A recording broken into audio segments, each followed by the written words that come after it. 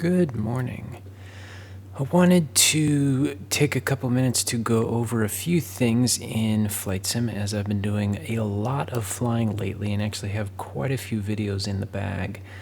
And I'd mentioned it previously, I think a month or two ago, when I did a kind of around the time I stopped doing voiceovers for every single flight. And that was I wanted to get into start using the checklists.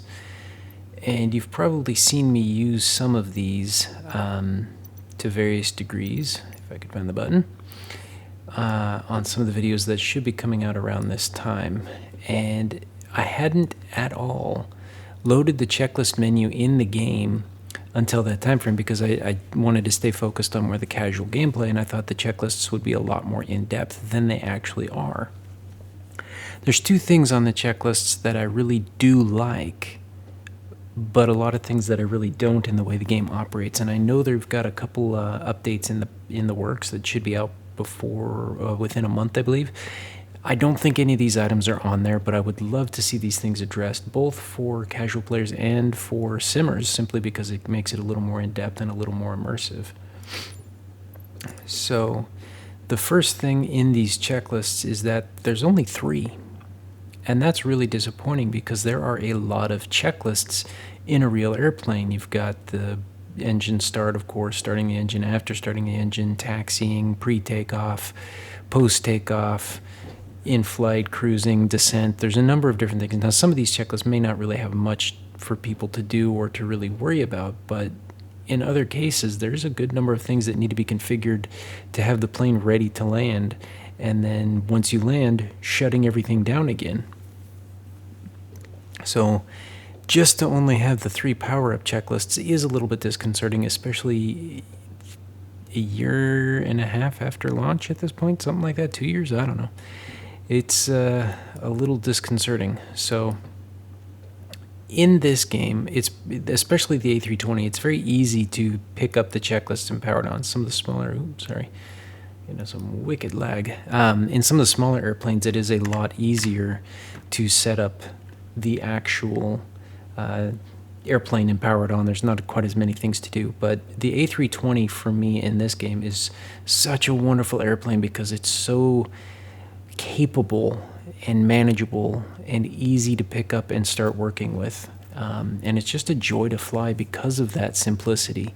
I love the avionics of the 787, but there's so many different things that need to be clicked and switched and run. I've done a couple of flights in there, but I ran into bugs where the HUD stopped working. Even though they did fix it later, it was all skewed up. Even when I tried to lean forward to kind of get the right view angle that you're supposed to for it, it just doesn't work anymore. I had autopilot issues, just a bunch of problems, whereas the A320, even though there are some issues, they're minor and they're manageable at this point. So checklists is one thing I want to go through here in just a second. The other one is a great pushback mod that I downloaded. You can see it's created by Ambitious Pilots, and it's basically just a very simple pushback mod that actually adds quite a bit to the game. Makes it a ton of fun, but we'll come back to that in a second. The other thing I wanted to talk about was the way ATC handles certain things. In here, let me pull up. Oh, I gotta get rid of the checklists.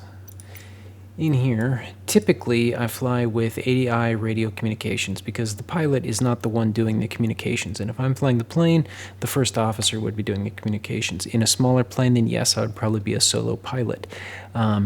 Sometimes I'll turn it off just because I like to do it. But when I start around, you typically have to turn this off because the AI guy is going to take control of things that you don't want done. Like if I'm doing pushback, they're going to stop it automatically at a certain time frame before I've even pushed far enough back from the gate to turn the airplane. If I just start telling the ground tug in the default setup to turn the airplane and maneuver it, it's going to come on and say, okay, requesting into pushback. I haven't finished. Most of the time in pushback, they shove you out into the taxi pattern and you're ready to pull out, follow the yellow lines and get into the main taxiway. But the AI shuts that down way too early. So I come in and I turn off ATC communication from the computer. I'll re-enable that later, but out of the gate, I turn it off because I don't want that happening. Then I can tell it when I want to stop my pushback and all of that, which is much better because then I can maneuver the plane to where I actually need it on the grid. So let's start by powering up the airplane. There'll be some initial comms that we get to get some information. And this is where I'm going to talk about powering on and the other reason why some of these checklists are a little bit annoying. So the first thing we need to do is power up the airplane. I have two options. At a major airport, I would toggle external power because there'd be a power truck connected to the airplane. If I'm at a smaller one, then I would start by powering on the batteries to get everything up that I needed to. I'm going to toggle external view, and I'm just using a livery from one of my previous flights, so no big deal there. You can see nothing's yet connected to the airplane. Well, if I pull over my mod controls, I can go to the aircraft and I can tell it to connect the power truck. I can get the jetway connected. There's some fun things that you can do like this to get things more realistic. I can even open the forward door now, so that's going to open up while that jetway connects. It'll do it on its own, but it's somewhat nice to open it ahead of time. I can then get baggage rolling. My cargo hatch will be opening. There it is. I can also get catering rolling out. So it just makes it a lot more realistic and fun in what I can do. Under the options, it also locks these into place so that they don't just drive away after 30 seconds. They're actually stuck here for a couple of minutes or until I choose to dismiss them before they go anywhere. It's got interactive pushback audio, which is really nice. We'll hear that. And then you simulate the nose wheel lift, where the plane lifts just slightly as it is grabbed by this particular tug and then shoves it out. All right, now that we've got this stuff going on, let's go back inside the plane and begin the power-up procedures. So I'm going to start by toggling external power. Now I've got a master caution because the door is open. I'm going to turn that off, and you can see I don't even get the light illumination. Still some bugs in here. And in here, there's a few things that I already have a bit of an issue with. First, I haven't turned on my generators. The plane defaults that, and same with my engine bleeds. I'm not in the power on process, so I need those turned off for all of this to go through normally. So I typically will try to come in here and turn those off. Sometimes I will forget if I'm in a rush or just trying to get through the flight, but if I'm actually trying to do a little more simming, because this part is really not that big of a deal for a casual player, then it's a little bit of an annoyance that they default some of these things already enabled that you cannot do in the checklist. So I'm powered on.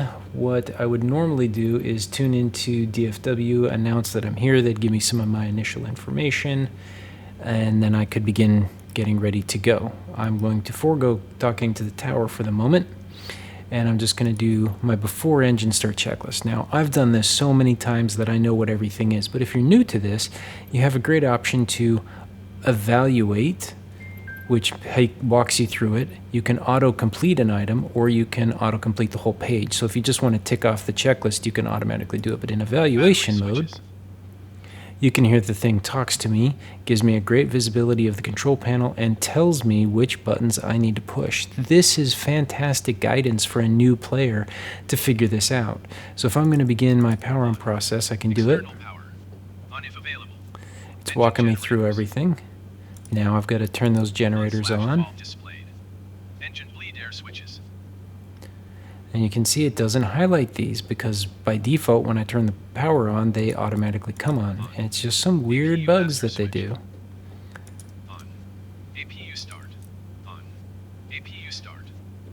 Okay, now I've got to wait for that. Instead of saying APU start again, like I need to click it, it could simply just say wait for available APU start and highlight the button or something to make it a little more understandable in language. But again, we're in here, we're getting it going. It's nice that they do all of these things for me. It's a great way to walk you through it. And the first, I think I only really needed the checklist once or two or three times before I pretty much had the order down and remembered everything. And that's really it because this plane's fairly simple to do. Okay, availables on, turn on APU. So at this point I could turn off external power because my APU is powering on and I'm getting ready to kick on the engines. At this point the door and the hatch would all more realistically be closed off. So I am going to actually back out of this. Let's get jetway disconnected. Let's get the catering truck and baggage disconnected. They'll all drive off and disconnect. Let's get the initial contact over. I need to fix my... cockpit to ground. Stand by. Alright, so that's two things. One, you heard the computer give me some information. I didn't really request any flight details on this, so it didn't come in and tell me what my altitude and all that stuff was. Right now, if I switch back out my camera, the tug is connecting to me, which is a little early. Again, I'm rushing through a lot of this, and that's fine. I want to go... Okay, sir. The bypass pin is installed. All doors and hatches closed and all ground equipment is removed. The parking brakes are set. You may lift. Parking brake set. Lifting the aircraft.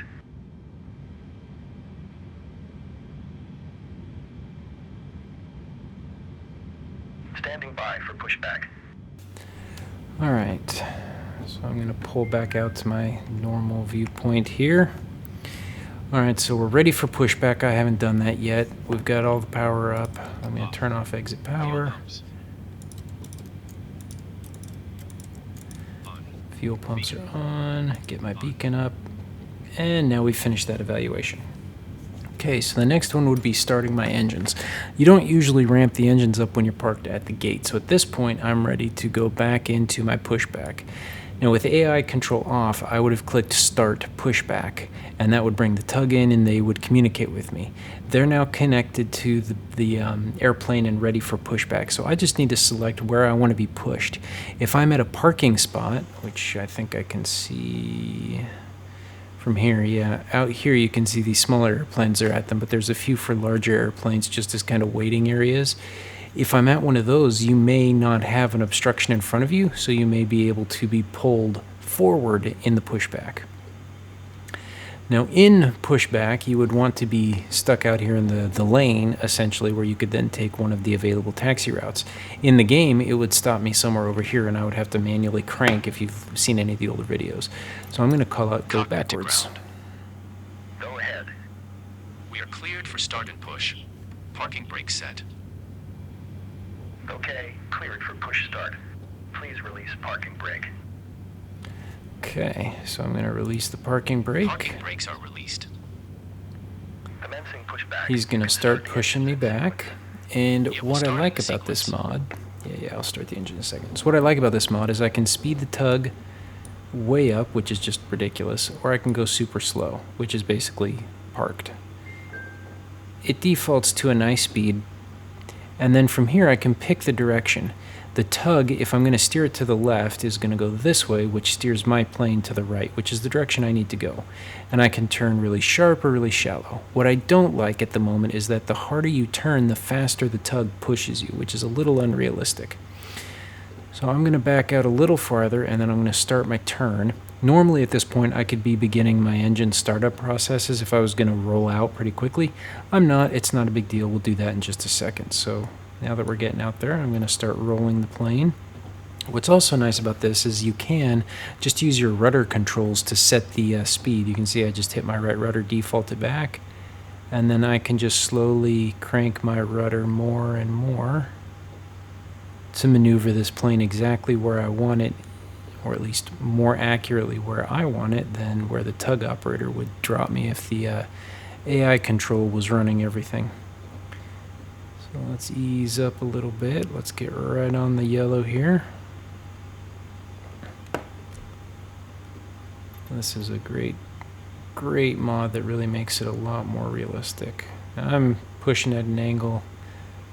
I didn't do too bad, I don't think. Let's go ahead and hold me there. And now at this point I can either be pulled forward or do whatever, but I'm going to go ahead and say stop Okay, pushback. pushback completed. Please set your parking brake. Love the audio comms. Parking Hit the brake parking set. brake. Parking brake set. Lowering aircraft. And you get the little animation as they lower the gear back down. I'm gonna go ahead Ground. You may disconnect. Okay, sir. Clear to disconnect. Pin has been removed. See you at the side. Have a good flight. Holding position waiting for the visual. Thank you and goodbye. So little professional, but there's some actual communication with the tug operator, and then I'm supposed to wait for the visual that he's no longer in front of my plane, and there he goes. And normally at that point I could begin my taxi. At this point, I'm actually ready to power on the engine. So let's jump through the next set of instructions. Idle. They Engine default to mode idle. selector. So again, it just says look at the engine mode selector, and then I need to push it to IGN start, which is one to the right. IGN/start. Engine master 2. On.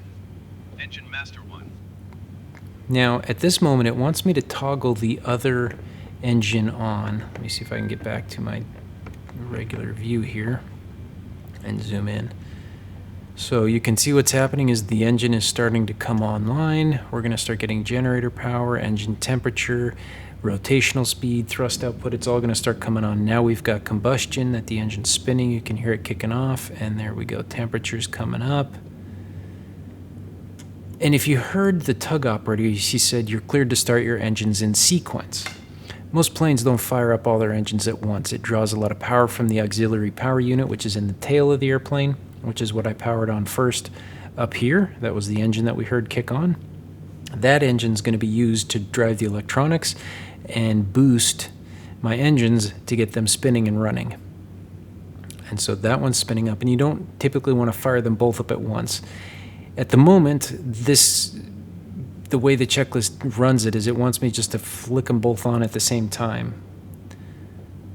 I don't know why it's giving me the sound of them disconnecting the tug at the moment, but hey, whatever. Some bugs. All right, once the engine gets to about 20%, it's up and running, and now I can toggle the second one on. Engines. And now it wants to bring me back into that view. If I can get away from it, there we go.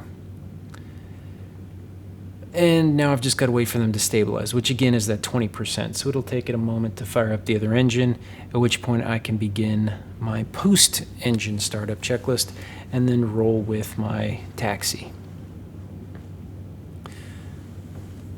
We'll just zoom in and watch the engine come online.